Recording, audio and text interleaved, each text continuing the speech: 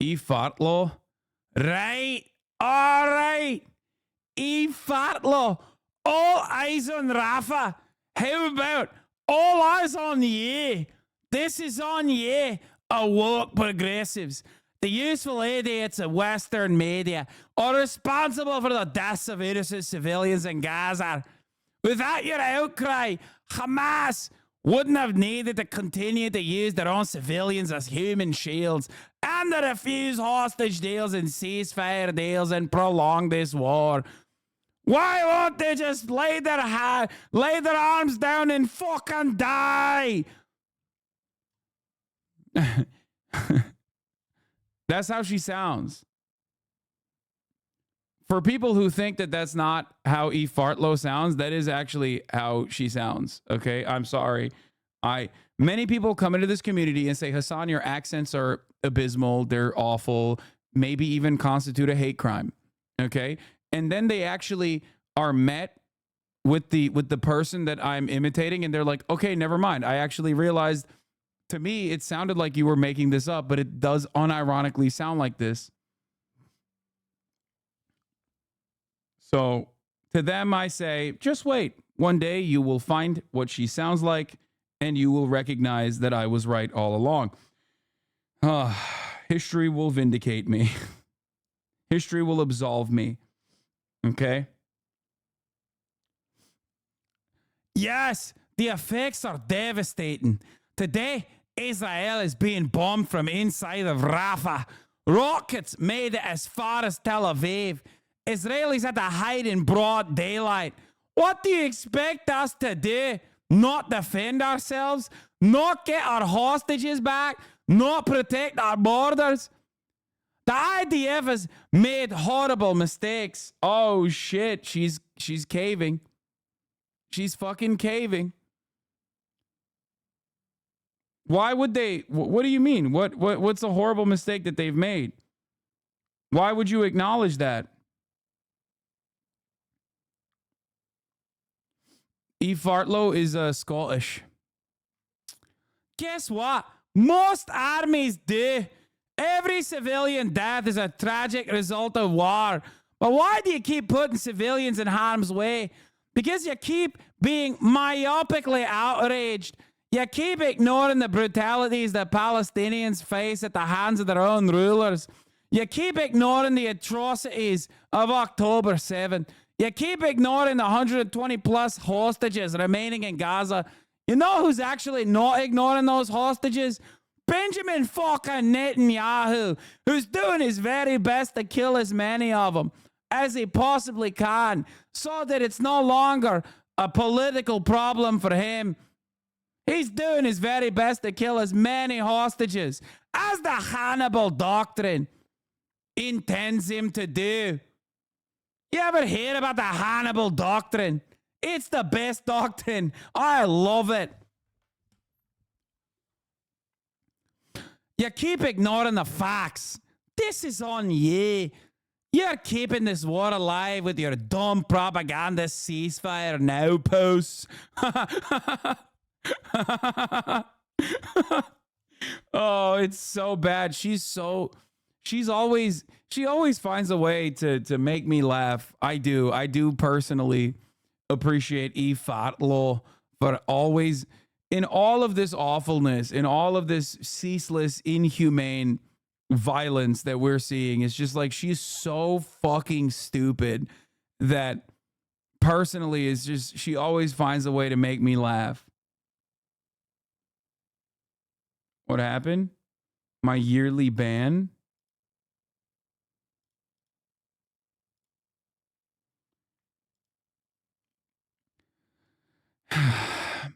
It's you. You're helping Hamas win this war. And you're doing exactly... Oh, shit. Inshallah, brother. You are doing exactly what Hamas wants. Yeah.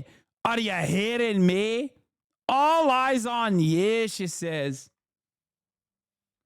Rogan just banned someone for the first time in a year. Hashtag head mod. Yeah.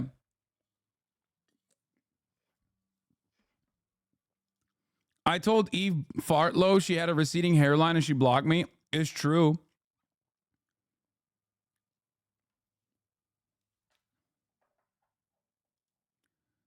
Yeah, by the way, Israel's deadly attack on tent camp confirms there is no safety in Gaza, as survivors say.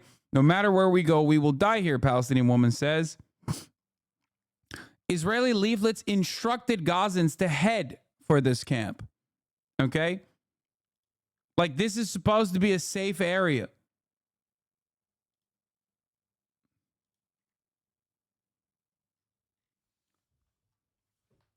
This is supposed to be a safe area. Of course, there is no such thing.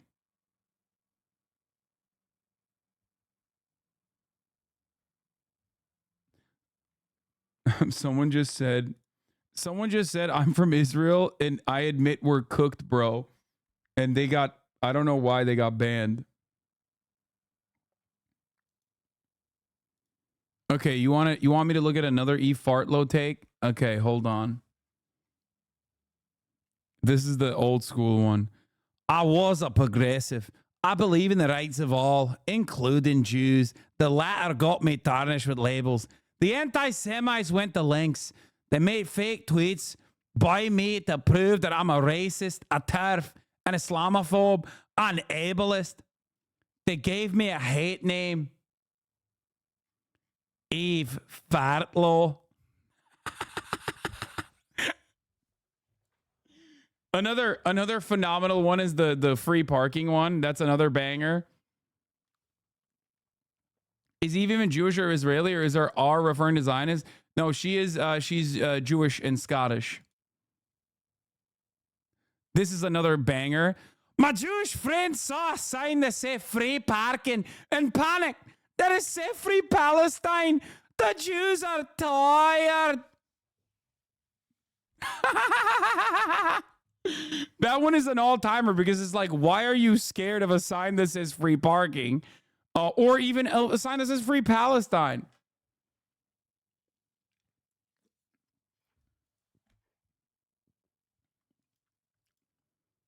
What? There's another banger that I missed? Fuck. Hamas are better than the Nazis. Better. They've mastered the art of psychological terrorism and global propaganda. If you are screaming about the tragic deaths, dude, you don't have to hand it to the Nazis. You don't have to do that. That's weird. You're Jewish. What the fuck? That's insane. That is so weird, man. That is so fucking weird.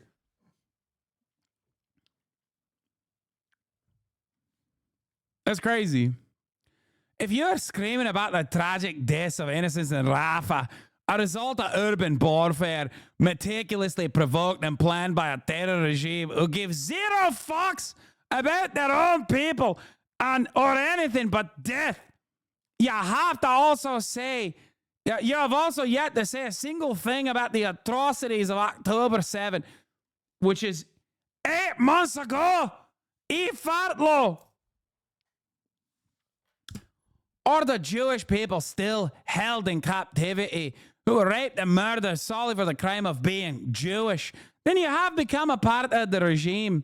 You and I will never, ever share a common humanity. You have no humanity. You are a puppet for terrorism. Go to hell.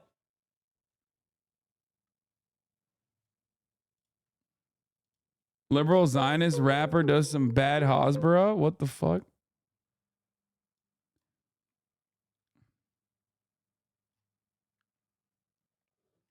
Yeah, I read the Batman thing.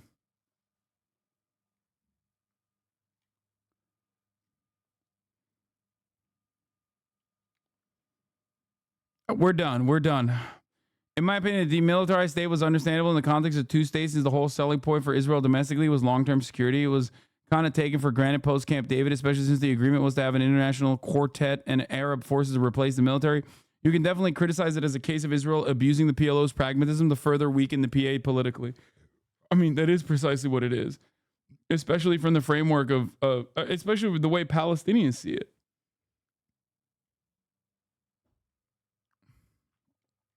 Have you seen Zionist propaganda from Big Time Rush? No, because I'm not a fucking person who cares about Big Time Rush. Frogan. What the fuck? Does anybody care about the Zionist propaganda from Big Time Rush except for you, a stan?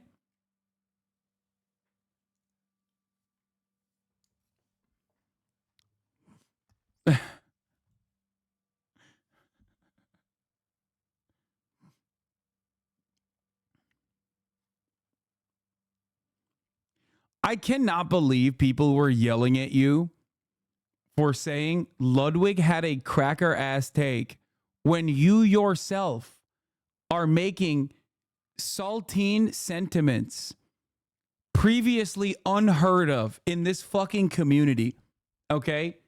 Oh yeah, there has never been a moment in my entire existence, at least over the course of the past 10 fucking years of covering Israel-Palestine, where I ever went to myself and said, let me see what Big Time Rush is saying about Israel. Okay? Like, never has that thought ever been inside of my mind. There has never been a moment in my life where I have gone, what does the lead singer, I assume, is that James Maslow or whatever, the guy that you just linked the tweet? Where I have thought to myself, like, what does Big Time Rush have to say about Israel's ethnic cleansing of Palestinians? There is no, and the thing is, there's never been a moment where I've cared about what Big Time Rush has to say about any other thing either. You know what I mean? I've never been like, what do they have to say about the so-called peace process? Or what does Big Time Rush have to say about, I don't know, tax breaks for the wealthy? Like, what do they have to say about, what do they have to say about healthcare for all? Like, I don't, it's just not in my realm of interest. What? You know what? I hope people keep posting your armpit. Here. Iran! The Islamic Republic of Iran is a beautiful country in the Middle East. Frogan, this has 200 likes. Like, Big Time Rush fans don't care about this. What are we doing? It's from May 8th. This is so unimaginably hyper specific. It's like if someone came in here and was like, do you know what Blade had to say about Israel Palestine? I'd be like, no. And I want to maintain that position. I want to maintain my lack of knowledge on what Blade had to say. Drain Gang and their sentiment on Israel Palestine is so beyond my realm of interest. Like, I don't care.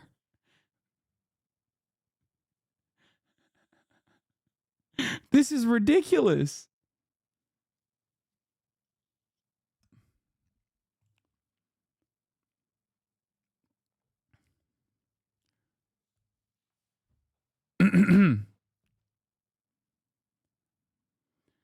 Oh, okay.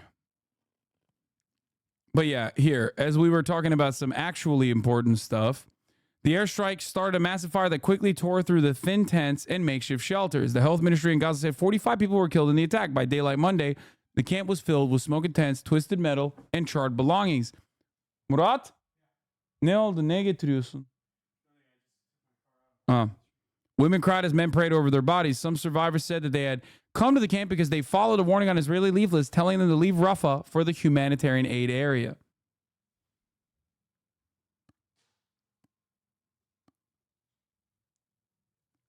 So that's another aspect of this that is, that adds insult to injury. Germany, two countries that are usually more aligned with Israel, and Italy has not voiced any criticism at all during this war.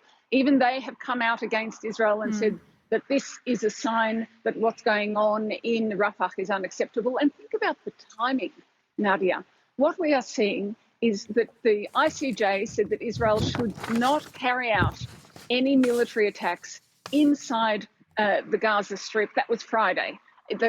and certainly not in Rafah because it couldn't guarantee the safety of the population there. Israel continued its attacks, saying, yes, we can, because so many civilians have been moved. And within 48 hours, you see this terrible incident, which is, if you believe the Israeli military, was actually an accident, but the timing just lets you see that there will be more support for the ICJ now. And Iris, some news. Let's get the analysis now. Also, want to point out something very crazy. Unlike Big Time Rush, here's actually an interesting take on Israel-Palestine from the supreme hater of Islam himself. Okay? Emmanuel Macron. You might know him as the President de la République Française. Is that how you say it? I don't know. Outrage basé Israel strikes that have killed many displaced persons in Rafah, he says. These operations must stop. There are no safe areas in Rafah for Palestinian civilians. I call for full respect of the international law and an immediate ceasefire, which is crazy because he literally, if given the opportunity, he would be doing Israel to the Muslims in France, honestly. So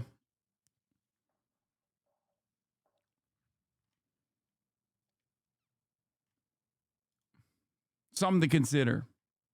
Now of Sean Bell as to what happened in Rafah. Sean, great to have you with us. So look, Israel says these were precision strikes. What's your take on that?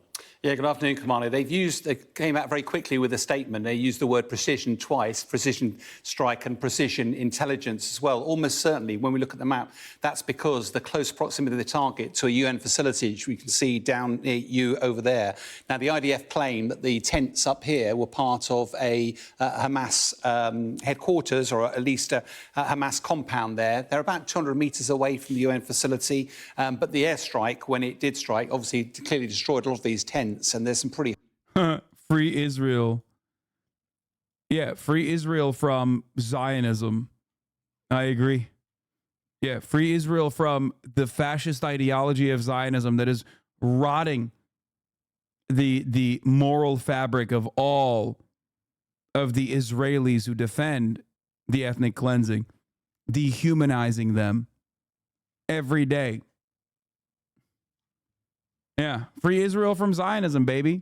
Bring the hostages back. I agree. Bring them back. Stop the Israeli war cabinet from fucking mercilessly slaughtering all of the hostages. Free Israel from Zionism. Free Israel from fascism. Bring the hostages back. A sentiment being expressed on the streets of Tel Aviv right now is literally all for all. Free all the hostages. Which I agree with.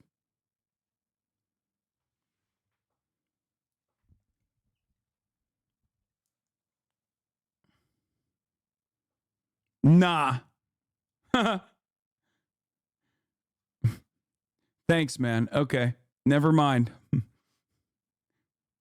I think you broke him. Yeah. I mean, he was already broken, I think.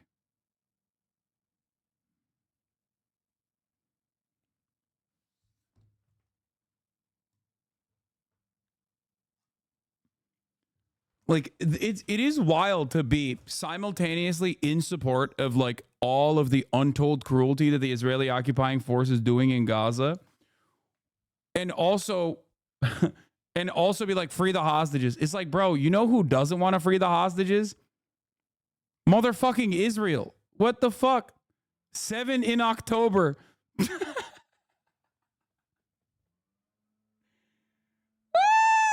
The fucking Hasbara bot broke, dude.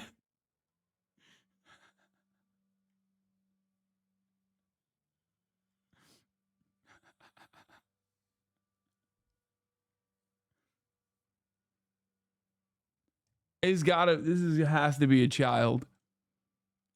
I feel like an adult that has the capacity to fucking at least like recall talking points is going to do a better job than this.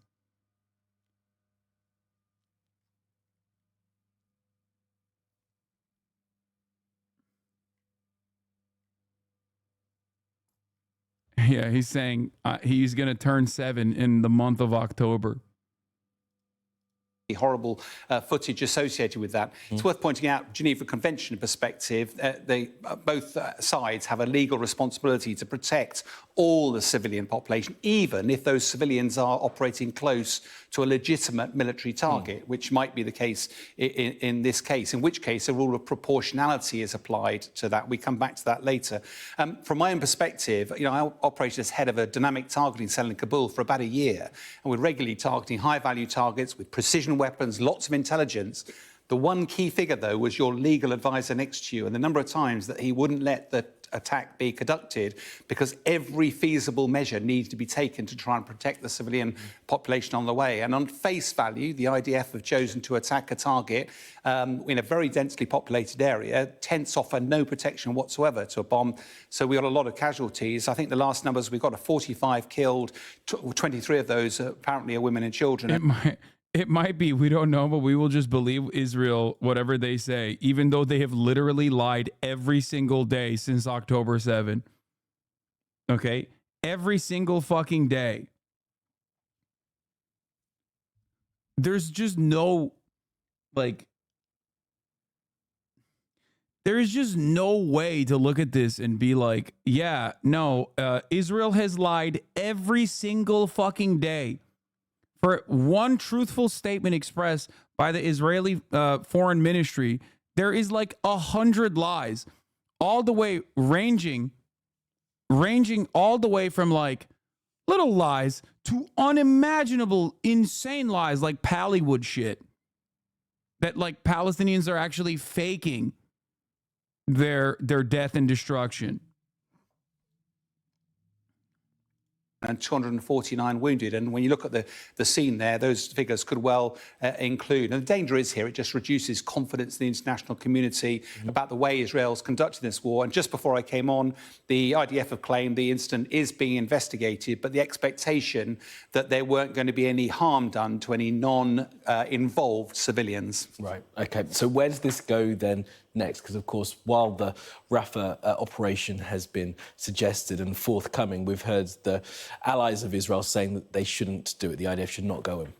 You're absolutely right. And the challenge here, of course, is the IDF hasn't defeated Hamas yet. And that's why Netanyahu's been pretty clear he's determined to go and finish the job. The problem, of course, despite the International Court of Justice saying don't go into Rafah, Americans saying don't go in, international community, this whole body of opinion. But it seems that Prime Minister Netanyahu was determined, and therefore the Rafah offensive is likely to continue.